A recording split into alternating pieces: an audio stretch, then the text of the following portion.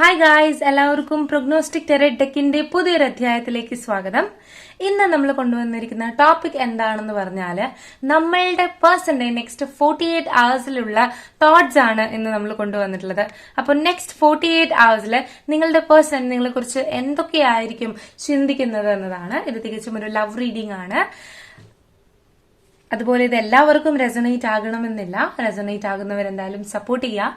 ആദ്യമായിട്ട് ആരെങ്കിലും നമ്മുടെ ചാനൽ കാണുന്നുണ്ടെങ്കിൽ നമ്മൾ ഈ ഒരു ചാനലിനകത്ത് ലവ് റീഡിംഗ് ആണ് ചെയ്യുന്നത്. അപ്പം നിങ്ങൾക്ക് താല്പര്യമുണ്ടെങ്കിൽ ഷെയർ ആയിട്ടും സബ്സ്ക്രൈബ് ചെയ്യുക, സപ്പോർട്ട് ചെയ്യുക. നമുക്ക് നെക്സ്റ്റ് 48 hours നമ്മുടെ പാർട്ട്ണറിന്റെ തോട്ട് എന്താണ്, അല്ലെങ്കിൽ നമ്മൾ മനസ്സിൽ വിചാരിക്കുന്ന വ്യക്തിയുടെ തോട്ട് എന്താണെന്ന് നോക്കാം.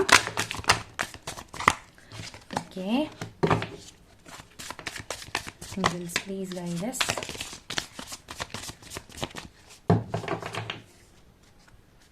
ഓക്കെ, നമുക്ക് ആദ്യം കിട്ടിയിട്ടുള്ളത് യെസ് പോസിറ്റീവ് സൈൻ ആണ്, ഹൈ പ്രീസ്റ്റസ്.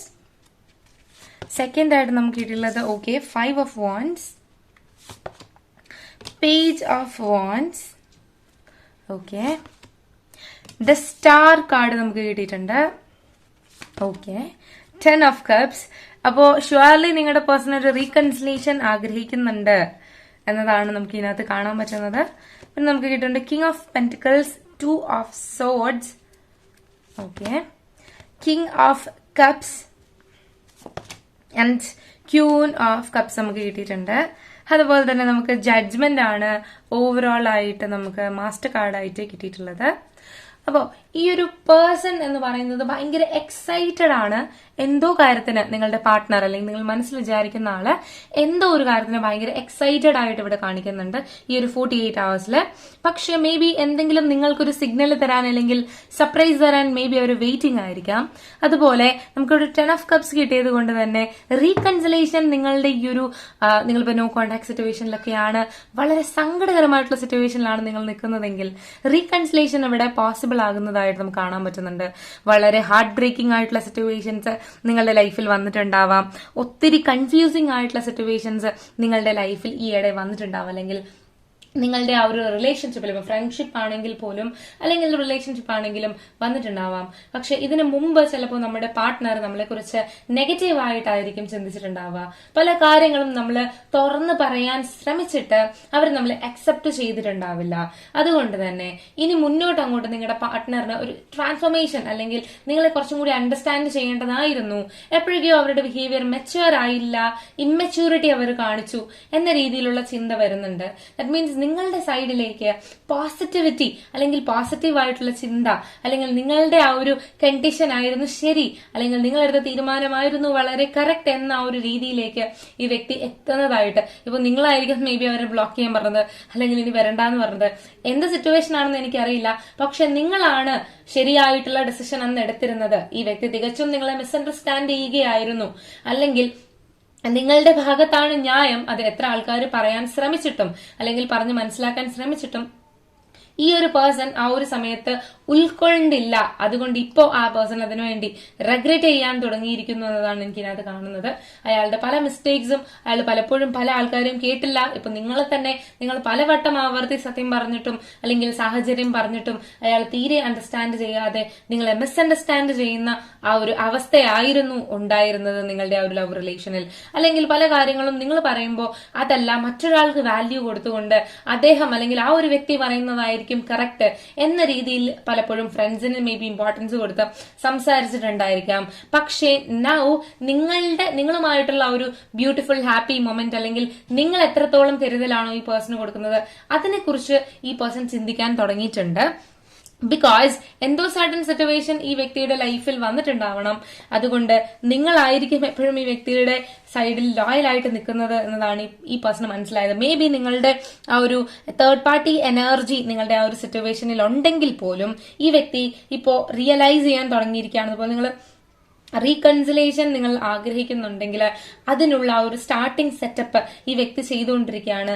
ഈ വ്യക്തിക്ക് നിങ്ങളുടെ അടുത്തേക്ക് വരണം, നിങ്ങളുടെ ഭാഗത്ത് ശരിയാണ് എന്ന് ഈ വ്യക്തി മനസ്സിലാക്കിയിട്ടുണ്ട്. പക്ഷെ ഒത്തിരി ഡിലേ ആണ് ആ പ്രോസസ്സ്. ഈ വ്യക്തി ഇപ്പോ തന്നെ പ്ലാൻ ചെയ്ത് നിങ്ങൾ എങ്ങനെയായിരിക്കും അക്സെപ്റ്റ് ചെയ്യുക എന്ന രീതിയിലൊക്കെ ചിന്തിക്കുന്നുണ്ട്.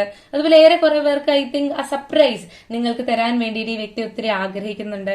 മേ ബി പെട്ടെന്ന് നിങ്ങളെ വന്ന് കാണുന്നു, ലോങ് ഡിസ്റ്റൻസ് ആയിരിക്കാം നിങ്ങളുടെ റിലേഷൻഷിപ്പ്, വേഗം നിങ്ങളെ വന്ന് മീറ്റ് ചെയ്യാൻ വേണ്ടിയിട്ട് അല്ലെങ്കിൽ പെട്ടെന്ന് അവർക്ക് ലീവ് എടുത്തിട്ട് നിങ്ങളുടെ അടുത്ത് വരാൻ അല്ലെങ്കിൽ നിങ്ങളെ അങ്ങോട്ട് കൊണ്ടുപോകാൻ ഒക്കെ ഇവർ ആഗ്രഹിക്കുന്ന ഒരു ട്രാവലിംഗ് ഇവിടെ കാണുന്നുണ്ട്.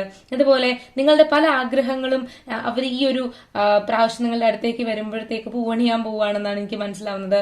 അതുപോലെ നിങ്ങളുടെ ഫീലിംഗ്സിന് കുറച്ചും കൂടി വാല്യൂ കൊടുത്തുകൊണ്ടായിരിക്കും ഈ വ്യക്തി തിരിച്ചു വരുന്നത്.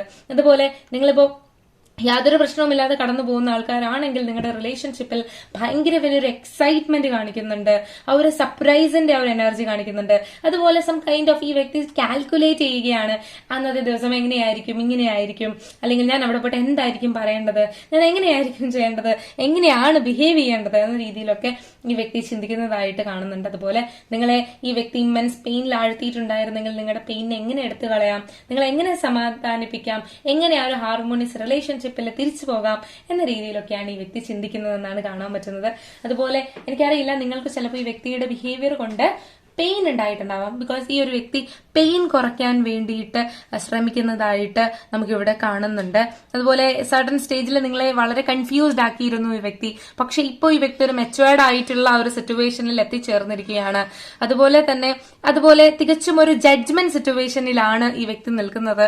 അതായത് ഇതുവരേക്കും ഈ വ്യക്തി നമ്മളെ ചിലപ്പോൾ ആ ഒരു വാല്യൂ തന്ന് എടുത്തിട്ടുണ്ടാവില്ല. പക്ഷെ ഇപ്പോ ഈ വ്യക്തിക്ക് മനസ്സിലായി നമ്മുടെ ഭാഗം അല്ലെങ്കിൽ നമ്മൾ ചിന്തിക്കുന്നത് ആയിരുന്നു കറക്റ്റ്. ഈ വ്യക്തിയുടെ ആ ഒരു നല്ല ഒരു വേ അല്ലെങ്കിൽ നല്ലൊരു ഡയറക്ഷൻ കാണിച്ചു കൊടുത്തത് നമ്മളാണ്, അല്ലാതെ മറ്റുള്ളവരുടെ അടുത്ത് അല്ലെങ്കിൽ മറ്റുള്ളവർ പറയുന്നത് കേട്ടു പോയാൽ നഷ്ടങ്ങളാണ് ഉണ്ടാവുക എന്ന ആ ഒരു മെസ്സേജ് ഈ വ്യക്തിക്ക് കിട്ടിക്കഴിഞ്ഞിരിക്കുന്നു. അതുകൊണ്ട് തന്നെ നെക്സ്റ്റ് 48 hours നിങ്ങളുടെ അടുത്ത് റീകൺസിലേഷൻ മേ ബി പോസിബിൾ ആയിരിക്കാം. ഇല്ലെങ്കിൽ അതിന് വേണ്ടിയിട്ടുള്ള സ്റ്റെപ്പുകൾ ഈ വ്യക്തി എടുത്ത് തുടങ്ങിയിട്ടുണ്ടാവാം.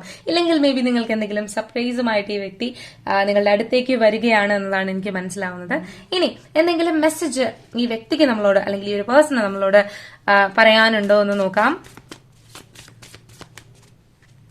ഓക്കെ, നമുക്ക് ആദ്യമായിട്ട് കിട്ടിയിട്ടുള്ള കാർഡ് എന്ന് പറയുന്നത് ഈ വ്യക്തിയുടെ സ്വപ്നങ്ങൾ നിങ്ങളുടെ കണ്ണിലൂടെ ഈ വ്യക്തിക്ക് കാണാൻ പറ്റുന്നുണ്ട്, അല്ലെങ്കിൽ ഈ വ്യക്തിയുടെ പല സ്വപ്നങ്ങളും നിങ്ങളിലൂടെയാണ് ഈ വ്യക്തിക്ക് സാക്ഷാത്കരിക്കാൻ പറ്റിയിട്ടുള്ളത് അല്ലെങ്കിൽ പറ്റും എന്ന് ഈ വ്യക്തി വിശ്വസിക്കുന്നു. മറ്റാരേക്കാൾ കൂടുതൽ നിങ്ങളായിരിക്കും ഈ വ്യക്തിയെ സപ്പോർട്ട് ചെയ്യുക എന്ന ആ ഒരു വിശ്വാസം ഈ ഒരു വ്യക്തിയുടെ അടുത്ത് വന്നിട്ടുണ്ട്. അതുപോലെ തന്നെ നിങ്ങൾ എന്തൊരു പ്രതിസന്ധി വന്നാലും നിങ്ങൾ ഇവരെ ഹോൾഡ് ചെയ്യും, ടൈറ്റ് ആയിട്ട് ഹോൾഡ് ചെയ്തോളും. നിങ്ങൾ വന്ന് ഇവരെ ആശ്വസിപ്പിക്കുകയാണ് അല്ലെങ്കിൽ ടൈറ്റ് ആയിട്ട് ഹോൾഡ് ചെയ്യുകയാണ് അല്ലെങ്കിൽ ഹഗ് ചെയ്യുകയാണെങ്കിൽ നിങ്ങൾക്ക് അവരുടെ ആ ഒരു മൂഡ് പെട്ടെന്ന് ഓൾറൈറ്റ് ആകും, അല്ലെങ്കിൽ തിരിച്ച് നിങ്ങൾക്കും അങ്ങനെ ആയിരിക്കാം. അപ്പോൾ ഒന്നുകിൽ അവർ വന്ന് നിങ്ങളെ ടൈറ്റ് ആയിട്ട് ഹഗ് ചെയ്താൽ നിങ്ങളുടെ പ്രോബ്ലം ഒക്കെ സോൾവ് ആകുമെന്ന് നിങ്ങൾ അവരോട് പറഞ്ഞിട്ടുണ്ടാവാം. എന്തായാലും അവർക്കും തിരിച്ച് അങ്ങനെയാണ് എന്ന ആ ഒരു വൈബാണ് എനിക്ക് ഫീൽ ചെയ്യുന്നത്. അതുപോലെ എപ്പോഴാണോ നിങ്ങൾ ഈ വ്യക്തിയുടെ ലൈഫിലേക്ക് കടന്നു വന്നത് അപ്പൊ തൊട്ടാണ് ഈ വ്യക്തിയുടെ ലൈഫിൽ എവറിത്തിങ് ഇസ് പെർഫെക്റ്റ് എന്ന ആ ഒരു രീതിയിൽ പറയാൻ പറ്റിയത്. അതുകൊണ്ട് തന്നെ നിങ്ങളാണ് ഈ വ്യക്തിയുടെ പെർഫെക്റ്റ് പാർട്ട്ണർ എന്നാണ് ഈ വ്യക്തി പറയാൻ ആഗ്രഹിക്കുന്നത്. അപ്പൊ ഇതായിരുന്നു നിങ്ങളുടെ മനസ്സിൽ വിചാരിക്കുന്ന ആ ഒരു പേഴ്സന്റെ 48 hours ഫീലിംഗ്. അപ്പൊ നിങ്ങൾക്ക് ഇഷ്ടമായെന്ന് വിശ്വസിക്കുന്നു. ഇഷ്ടമായിരുന്നെങ്കിൽ ഷുവർ ആയിട്ടും ഈ ചാനല് ഫോളോ ചെയ്യുക, സപ്പോർട്ട് ചെയ്യുക, സബ്സ്ക്രൈബ് ചെയ്യുക. സോറി, ഫോളോ അല്ല, സബ്സ്ക്രൈബ് ചെയ്യുക. Thank you so much. ഇനി ഒരു വീഡിയോ ആയിട്ട് വീണ്ടും കാണുമ്പോഴേക്കും ബൈ ബൈ.